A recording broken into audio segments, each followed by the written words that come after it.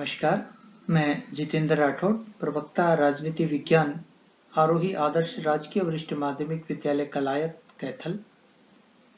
आशा है बच्चों आप सभी स्वस्थ होंगे और जैसा कि शिक्षा विभाग ने सभी कक्षाओं के परिणाम जारी कर दिए हैं, आप अगली कक्षाओं के अंदर प्रवेश ले चुके हैं। आज हम जिस वीडियो को लेकर आए हैं आपके सामने वो है हमारी संसद।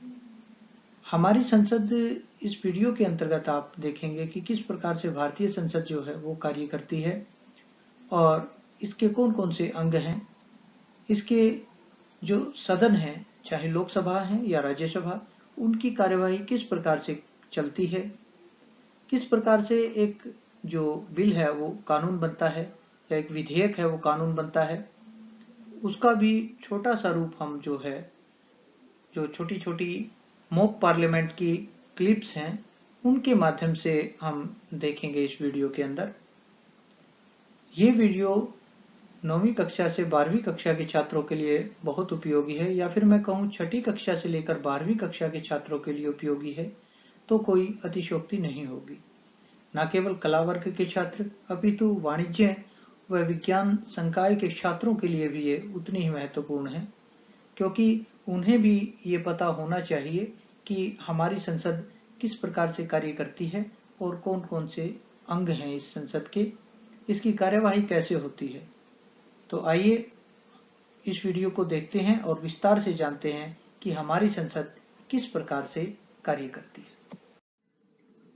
भारतीय संसद के 3 महत्वपूर्ण अंग हैं, लोकसभा, राज्यसभा और राष्ट्रपति।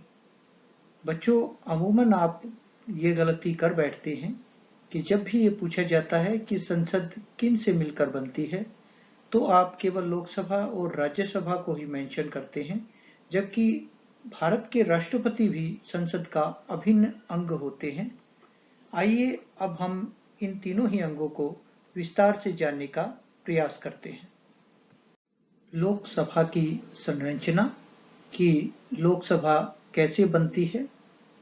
तो लोकसभा के अंदर कुल 552 सदस्य हो सकते हैं, जिनमें से 550 निर्वाचित सदस्य होते हैं जो जनता द्वारा वैश्विक मताधिकार का प्रयोग करके और चुने जाते हैं, जबकि 2 सदस्य जो हैं वो महामहिम राष्ट्रपति जी द्वारा मनोनीत किए जाते हैं। अधिकतम संख्या जो है वो 552 हो सकती है लोकसभा की। लोकसभा की अन्य विशेषताओं की अगर हम बात करें तो लोकसभा एक अस्थायी सदन है। इसका कार्यकाल जो है वो 5 वर्ष होता है और प्रत्येक 5 वर्ष के बाद लोकसभा के सदस्य जो हैं वो बदल जाते हैं। राज्यसभा, जिसे कि संसद का ऊपरी सदन भी कहा जाता है।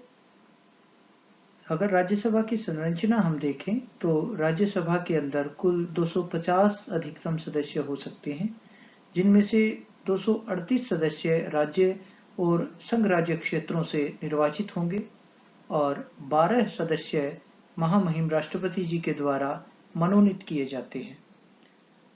राज्यसभा की अन्य विशेषताएं देखते हैं। बच्चों, राज्यसभा एक स्थायी सदन है जो कभी भी भंग नहीं होता।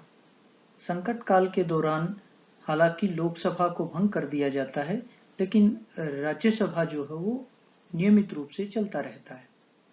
इसके सदस्यों का जो कार्यकाल है वो 6 वर्ष होता है। बच्चों, ध्यान रखें आप, सदन जो है वो स्थायी है, लेकिन जो इसके सदस्य होते हैं उनका कार्यकाल 6 वर्ष निश्चित किया गया है और प्रत्येक 2 वर्ष के बाद 1/3 सदस्य जो है वो बदल दिए जाते हैं और उनकी जगह नए सदन आ जाते हैं। इस प्रकार ये सदन एक समय में पूरा का पूरा सदन कभी भी खाली नहीं होता और अनवरत रूप से लगातार ये सदन चलता रहता है। इस सदन के अंदर 12 विभिन्न क्षेत्रों में ख्याति प्राप्त व्यक्ति, चाहे वो कला, विज्ञान, वाणिज्य, साहित्य, खेलकूद आदि के अंदर जिनकी विशिष्ट उपलब्धि रही हो, उन व्यक्तियों को महामहिम राष्ट्रपति जी के द्वारा इस सदन के अंदर मनोनीत किया जाता है।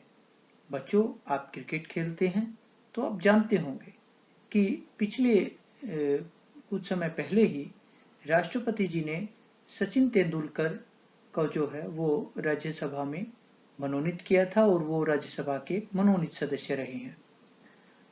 सदस्यों का जो राज्यसभा के सदस्य हैं उनके चयन की बात करें तो उनका चुनाव अप्रत्यक्ष रूप से जनता के द्वारा किया जाता है। जनता के चुने हुए प्रतिनिधि जो है उनका चुनाव करते हैं। धन विधेयक पर राज्यसभा की शक्तियां सीमित होती हैं और धन विधेयक यदि लोकसभा से पास हो जाता है तो ऐसी स्थिति में राज्यसभा उसे मात्र 14 दिन ही रोक सकती है। उसके बाद विधेयक को पास समझा जाएगा। संसद के सत्र। बच्चों, आप आम समाचारों के अंदर या फिर विभिन्न पत्र पत्रिकाओं के माध्यम से ये सुनते होंगे या ये पढ़ते होंगे कि अमूमन तारीख से या अमूमन दिन से संसद का सत्र आरंभ होने वाला है। तो ये संसद के सत्र क्या होते हैं? संसद के सत्र जो हैं, संसद की बैठकें होती हैं जिनको हम 3 भागों में बांटते हैं। 3 प्रकार के सत्र जो हैं वो हमारी संसद के अंदर आयोजित होते हैं। बजट सत्र, जिसे सबसे लंबा सत्र कहा जाता है, ये फरवरी माह में अमूमन प्रारंभ होता है और मई तक चलता है। इसमें हमारे देश का बजट तैयार होता है। मानसून सत्र, जो कि जुलाई से सितंबर तक चलता है। शीतकालीन सत्र नवंबर से दिसंबर के बीच जो है वो अमूमन चलता है। बच्चों, एक विशिष्ट ध्यान रखें कि भारतीय संविधान के अंदर ये प्रावधान किया गया है कि संसद के 2 सत्रों के बीच 6 महीने से अधिक का समय नहीं बीतना चाहिए। तो इसके अलावा भी राष्ट्रपति अगर उचित समझे तो अगर कोई ऐसी स्थिति है तो ऐसी स्थिति में राष्ट्रपति संसद का कोई विशिष्ट सत्र भी बुला सकते हैं।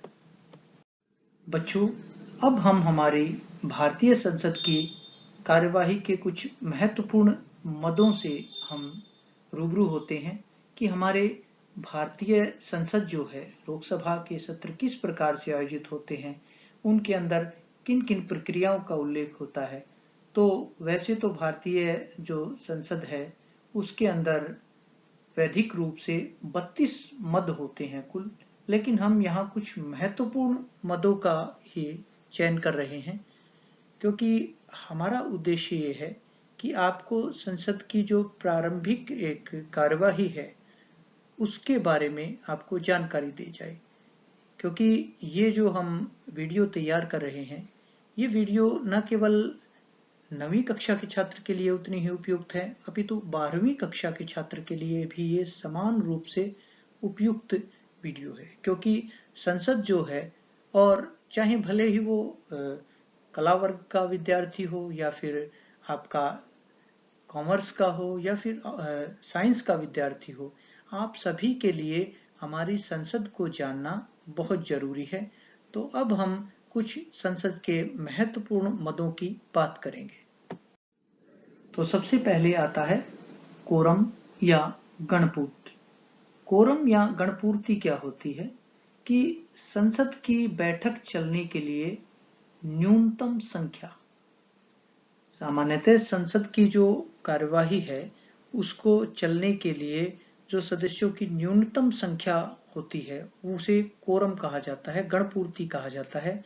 भारतीय संविधान के अनुसार भारत में राज्यसभा या लोकसभा किसी भी सदन की कार्यवाही चलने के लिए कुल सदस्यों का स्वयं अध्यक्ष को मिलाकर और कम से कम 10% जो है वो मेंबर होने जरूरी हैं सदन को चलाने के लिए। तो इसे हम कोरम या गणपूर्ति कहते हैं। यानी कि अगर लोकसभा और राज्यसभा में से किसी भी सदन की कार्यवाही चलानी है तो उसके कुल सदस्यों का 10% होना जरूरी है, तभी संसद की कार्यवाही चल सकती है। प्रश्नकाल। संसद का पहला घंटा प्रश्नकाल के लिए होता है। ये संसद की कार्यवाही का महत्वपूर्ण मद होता है। इस दौरान सदस्य प्रश्न पूछते हैं और सामान्यतः मंत्री उत्तर देते हैं। आइए प्रश्नकाल को एक बच्चों की इस वीडियो के माध्यम से जानने का प्रयास करते हैं। प्रश्नकाल आरंभ होता है। प्रश्न संख्या 101 कुमारी नैन्सी। माननीय अध्यक्ष महोदय, मैं आपका धन्यवाद करूंगी कि आपने मुझे बोलने का अवसर दिया।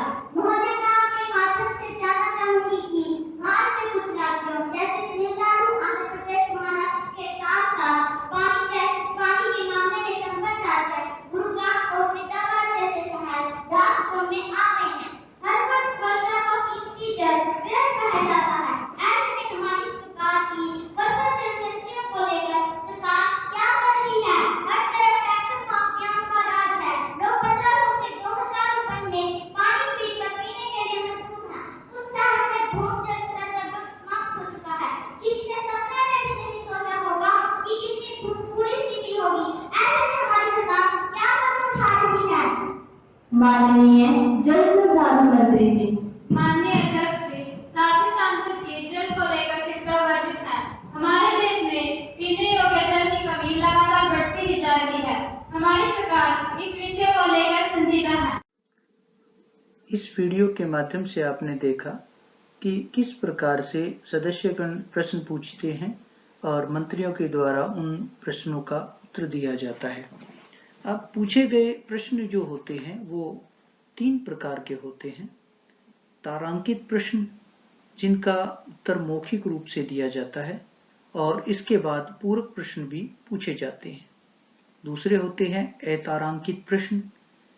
ये इस मामले में लिखित रिपोर्ट आवश्यक होती है और इसके बाद पूरक प्रश्न नहीं पूछा जाता। और तीसरी प्रकार के जो प्रश्न होते हैं वो होते हैं अल्प सूचना के प्रश्न। इनमें कम से कम 10 दिन का नोटिस देकर पूछा जाता है और इनका उत्तर भी मौखिक ही दिया जाता है। शून्यकाल। शून्यकाल प्रश्नकाल और कार्यक्रम तय करने के मध्य का समय होता है। संसदीय प्रक्रिया में यह नवसार भारत की ही देन है तथा यह वर्ष 1962 से जारी है। आपके लिए बहुत महत्वपूर्ण है बच्चों, क्योंकि शून्यकाल जो है वो भारतीय संसद ने ही इजाद किया था और पूरे विश्व में जो है भारतीय संसद ने ही शून्यकाल का उदाहरण प्रस्तुत किया और एक प्रक्रिया बनाई शून्यकाल, जिसके अंदर भी जो है वो महत्वपूर्ण प्रश्न जो हैं वो पूछे जा सकते हैं। आइए बच्चों की एक वीडियो के माध्यम से शून्यकाल और उसके दौरान पूछे जाने वाला प्रश्न को हम एक बार देख लेते हैं। अब शून्यकाल आरंभ होता है। कुमारी अनामिका जी। अध्यक्ष महोदय जी, भारत सरकार ने शिक्षा के स्तर रुपया रिजर्व बैंक से उधार लिए हैं और शिक्षा स्तर के माध्यम से अनेक योजनाओं को लागू किया जा रहा है, लेकिन देखने में आया है कि वंचित उद्देश्य पूरे नहीं हो रहे हैं और पैसे का दुरुपयोग हो रहा है। मेरा प्रश्न हरियाणा राज्य से संबंधित है। मैं मानव संसाधन विकास मंत्री जी से पूछना चाहती हूँ कि सर्व शिक्षा अभियान के माध्यम से हर वर्ष कितनी राशि खर्च हो रही है? 6 से 14 वर्ष के विद्यार्थियों का नामांकन पिछले वर्ष में कितनी वृद्धि हुई है? शिक्षा के स्तर में कितने रुपए खर्च हो रहे हैं? मानव संसाधन एवं विकास मंत्री जी।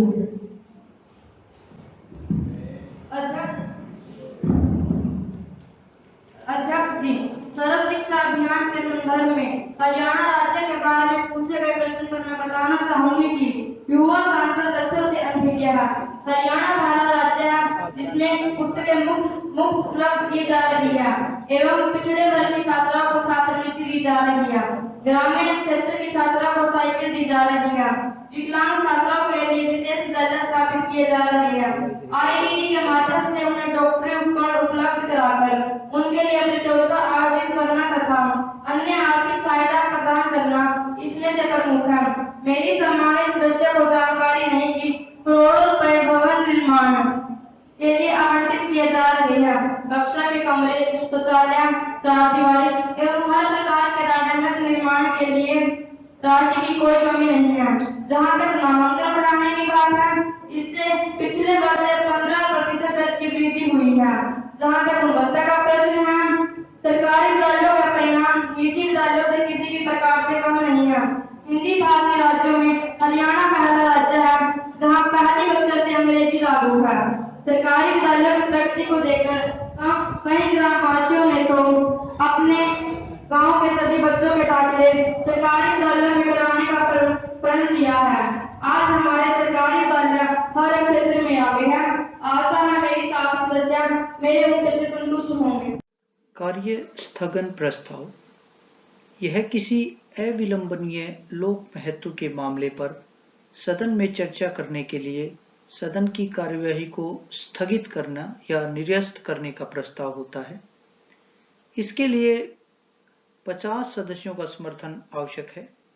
यह प्रस्ताव लोकसभा एवं राज्यसभा दोनों में ही पेश किया जा सकता है और पीठासीन अधिकारी अगर उचित समझे तो प्रस्ताव की स्वीकृति दे सकते हैं, अन्यथा वो प्रस्ताव के ऊपर वोटिंग भी करा सकते हैं और वोटिंग के बाद वो चाहें तो स्थगन प्रस्ताव लाया जा सकता है अथवा स्थगन प्रस्ताव को निरस्त किया जा सकता है। आइए एक वीडियो के माध्यम से स्थगन प्रस्ताव के जानने का प्रयास करते हैं। आज की कार्यवाही का अगला वर्ग कार्य स्थगन प्रस्ताव आरंभ होता है। कुमारी खुशी जी। माननीय अध्यक्ष महोदय जी, मैं आपका धन्यवाद करती हूँ कि आपने मुझे बोलने का अवसर दिया। मैं आपके माध्यम से बताना चाहती हूँ कि देश में हो रहे किशोर अपराधों की संख्या लगातार बढ़ती जा रही है। हाल ही में हो रहे अपराधों में से 50% भूमिका किशोरों की ही है। किशोर किसी भी देश का भविष्य होते हैं। इनसे ही देश उन्नति और प्रगति की राह पर आगे बढ़ेगा। ये आंकड़े मामले की गंभीरता को दर्शाते हैं। किशोर अपराधों में नशा एक महत्वपूर्ण भूमिका निभा रहा है।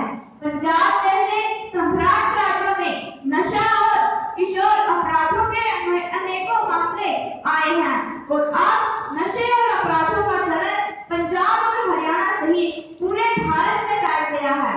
हमारा युवा वर्ग अंधकार में जा रहा है और हमारी सरकार कुंभ करने में सोई पड़ी है। अध्यक्ष महोदय, मेरी आपसे विनती है कि सभी प्रस्तावों को छोड़कर इस विषय पर चर्चा की जाए। आज सदन में और भी महत्वपूर्ण बिल पेश होने हैं। महोदय, मेरी आपसे विनती है कि इस विषय पर वोटिंग लगाई जाए। जो सदस्य कार्य स्थगन प्रस्ताव के समर्थन में हैं, कृपया अपने स्थान पर खड़े हों। प्रस्ताव अस्वीकार किया जाता है। महोदय, प्रस्ताव लाया जाना चाहिए। कृपया आप शांत रहिए और बैठ जाएं। कार्यवाही चलने दें। यह सरकार जन विरोधी सरकार है। यह सरकार विपक्ष की आवाज को दबाना चाहती है। यह तानाशाही सरकार है। तानाशाही नहीं चलेगी, नहीं चलेगी, नहीं चलेगी। तानाशाही नहीं चलेगी, नहीं चलेगी। कृपया आप कार्यवाही चलने दें। शांत रहिए और बैठ जाएं।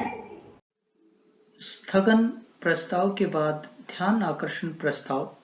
ये भी एक बहुत ही महत्वपूर्ण प्रक्रिया है हमारे संसद की कार्यवाही की और इस प्रस्ताव के द्वारा सदन का कोई सदस्य सदन के पीठासीन अधिकारी की अग्रिम अनुमति लेकर किसी मंत्री का ध्यान लोक महत्व के विषय की तरफ आकृष्ट कर सकता है।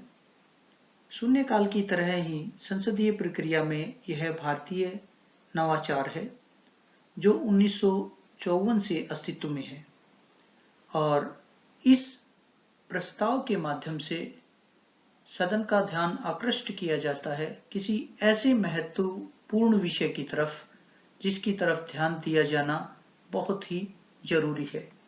आइए एक वीडियो के माध्यम से जानते हैं कि किस प्रकार ध्यान आकर्षण प्रस्ताव जो है वो लाया जाता है और इसकी क्या प्रक्रिया होती है।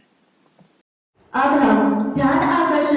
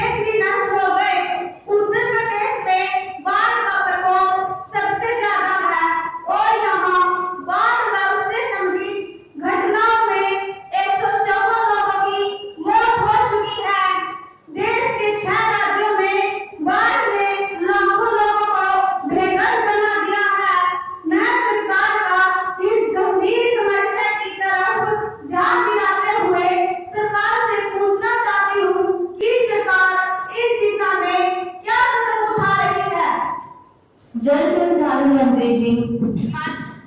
माननीय अध्यक्ष जी, मैं आपके माध्यम से साथी सांसदों को बताना चाहूंगी कि बाढ़ एक प्राकृतिक आपदा है जिस पर हमारी सरकार का कोई बस नहीं चलता, लेकिन हम लोगों को राहत पहुंचाने के लिए हर संभव प्रयास कर रहे हैं। बाढ़ प्रभावित लोगों के लिए मुआवजा दिया जा रहा है। सभी राज्यों को विशेष एडवाइजरी जारी की गई। अब हम बात करते हैं विधायी कार्यों की या विधि निर्माण या कानून निर्माण की प्रक्रिया किस प्रकार से होती है। तो किस प्रकार से एक सदन के अंदर जो हमारा संसद है उसके अंदर कानून बनता है। कोई भी सामान्य विधेयक है वो लोकसभा या राज्यसभा किसी भी सदन में उसे पेश किया जा सकता है।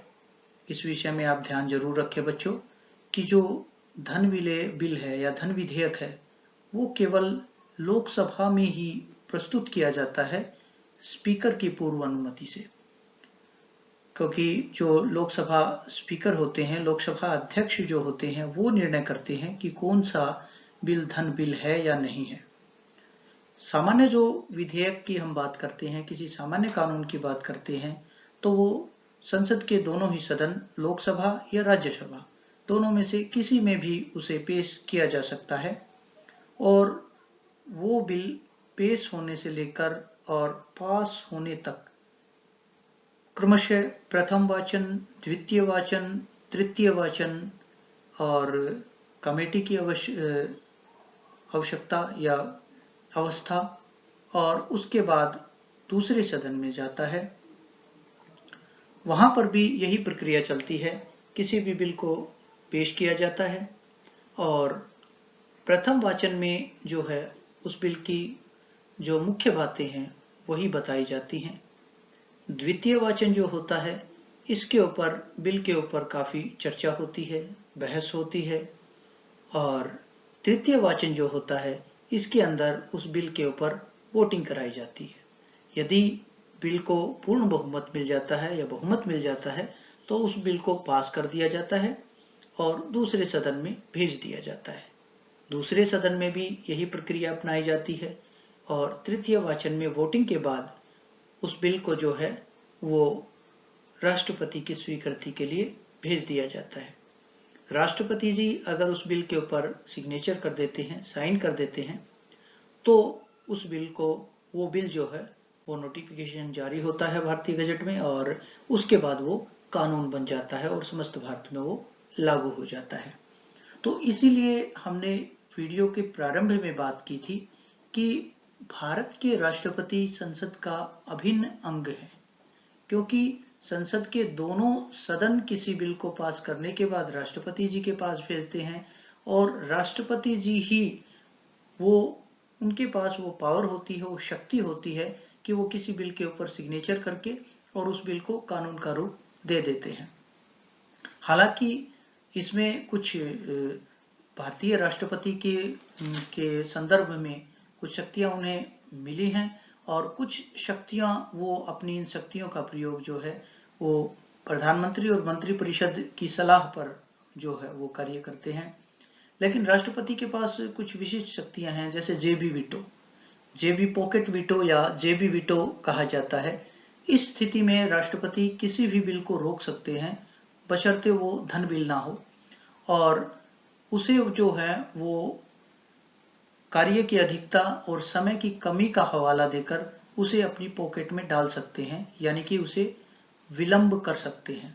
तो ऐसी जो है वो शक्ति भारतीय राष्ट्रपति के पास है, जिसे जेबी वीटो या पॉकेट वीटो कहा जाता है। तो आइए बच्चों, जो एक बिल है, एक विधेयक है, उसके ऊपर जो द्वितीय वाचन है उसमें किस प्रकार से बहस होती है, सत्ता पक्ष और विपक्ष तर्क वितर्क करते हैं उसके ऊपर, उसको एक वीडियो के माध्यम से हम देखेंगे कि किस प्रकार ये बच्चे जम्मू कश्मीर पुनर्गठन विधेयक के ऊपर चर्चा कर रहे हैं और जानने का प्रयास करते हैं कि प्रथम वाचन, द्वितीय वाचन के अंदर किस प्रकार किसी विधेयक के ऊपर, किसी बिल के ऊपर चर्चा होती है। गया था। सभापति महोदय, मैं आपके माध्यम से विपक्ष के सभी लोगों को कहना चाहूंगी, कृपया इस पर देश जानना चाहता है कि इतने समय धारा 370 क्यों लागू रही। देश जानना चाहता है कि इतने समय कश्मीर के अंदर भ्रष्टाचार क्यों हुआ। देश जानना चाहता है कि कश्मीर के दलितों को रिजर्वेशन का फायदा क्यों नहीं मिला। देश जानना चाहता है कि कश्मीर के ट्राइबल को पॉलिटिकल रिजर्वेशन क्यों नहीं मिला। देश जानना चाहता है कि 35A के तहत कश्मीर की माताओं बहनों को अपने बच्चों को कश्मीर कहलाने का अधिकार क्यों नहीं मिला। सभापति महोदय, देश जानना चाहता है कि सबसे ज्यादा पैसा कश्मीर के अंदर गया, फिर भी कश्मीर के लोग कश्मीरी क्यों हैं। आज देश जानना चाहता है। नेता प्रतिपक्ष, मैं माननीय प्रधानमंत्री जी से पूछना चाहूंगी कि माननीय प्रधानमंत्री जी, आपने ये तो कश्मीर के अंदर कश्मीरी इंसानियत और जमहूरियत का नारा दिया था, कहाँ गई वह इंसानियत। आज घाटी के अंदर डर का माहौल है, खौफ का माहौल है, हर तरफ सन्नाटा पसरा पड़ा है। लोगों से उनकी आजादी छीनी जा रही है, उनके अधिकार छीने जा रहे हैं। 3 पूर्व मुख्यमंत्रियों को उठाकर जेल में डाल दिया गया है। क्या यही आपकी इंसानियत थी? क्या यही आपकी कश्मीरियत थी? क्या यही आपकी जमहूरियत थी? तानाशाही नहीं चलेगी, नहीं चलेगी, नहीं चलेगी। तानाशाही नहीं चलेगी, नहीं चलेगी, नहीं चलेगी। कृपया आप शांत रहिए और बैठ जाएं। आप कंटिन्यू रहिए। जो जम्मू और कश्मीर पुनर्गठन बिल 2019 आप लेकर आए हैं, उसने कश्मीर के टुकड़े टुकड़े कर दिए। आप कश्मीर के आवाम को क्या जवाब देंगे। आप हुकूमत के अधिकार में ऐसा कह रहे हैं, आप सत्ता के मत में चूर हैं। माननीय प्रधानमंत्री जी, माननीय अध्यक्ष महोदय जी, मैं आपके माध्यम से नेता प्रतिपक्ष का आभार प्रकट करना चाहूंगी कि उन्हें कश्मीर की कितनी चिंता है। अगर यही चिंता पिछले 70 साल से हुई होती तो आज कश्मीर के ये हालात न होते। जो कार्य 70 साल पहले हो जाना चाहिए था, वह कार्य आज होने जा रहा है। आपके पास बहुमत था, संख्या बल था, लेकिन अगर नहीं थी तो वह थी राजनीतिक इच्छा शक्ति। हमारी पार्टी ने राजनीतिक इच्छा शक्ति को दिखाया है। आप वोट बैंक की राजनीति करते हैं, आपको केवल अपने वोट बैंक की फिक्र है। हमने दलगत राजनीति से ऊपर उठकर कार्य किए हैं और करेंगे, क्योंकि हमारी पार्टी की विचारधारा और परंपरा ही ऐसी रही है। हमारी पार्टी के दिवंगत नेता श्री अटल बिहारी वाजपेयी जी ने इसी सदन में वर्ष 1996 में यह कहा था, मैं उसकी बात कोट कर रही हूँ, कि यह हमारी पार्टी की परंपरा नहीं है, प्रकृति नहीं है। सत्ता का फिर तो चलेगा, सरकारें आएंगी जाएंगी, पार्टियां बनेगी बिगड़ेगी, मगर यह देश रहना चाहिए। इस देश का लोकतंत्र अमर रहना चाहिए। इसलिए मैं आपके माध्यम से बताना चाहूंगी कि आप दलगत राजनीति छोड़कर, अपने निजी हितों को छोड़कर देश के हित के लिए कार्य करें, देश के हित के लिए आगे आए। नेता प्रतिपक्ष कह रहे हैं कि हमें अहंकार है, कि हमें सत्ता का मत है, लेकिन मैं इन्हें बताना चाहूंगी कि ये मुद्दे हमारी पार्टी के मैनिफेस्टो में उस टाइम भी थे जब तक हम म्युनिसिपल कमेटी के चुनाव तक नहीं जीतते थे। हमारी पार्टी ने देश हित को सर्वोपरि रखा है। आशा है बच्चों आपने इस वीडियो को ध्यानपूर्वक देखा होगा और भारतीय संसद के बारे में आपको जो मूलभूत जानकारी है उनका ज्ञान हुआ होगा। और साथ में आप अपने नोट्स भी जरूर बनाएं, क्योंकि विभिन्न प्रतियोगी परीक्षाओं में इसी प्रकार के जो प्रश्न जो आज हमने डिस्कस किए हैं इस वीडियो के अंदर वो पूछे जाते हैं। आपने बड़ी आत्मीयता के साथ इसे देखा, इसके लिए आपका बहुत बहुत धन्यवाद।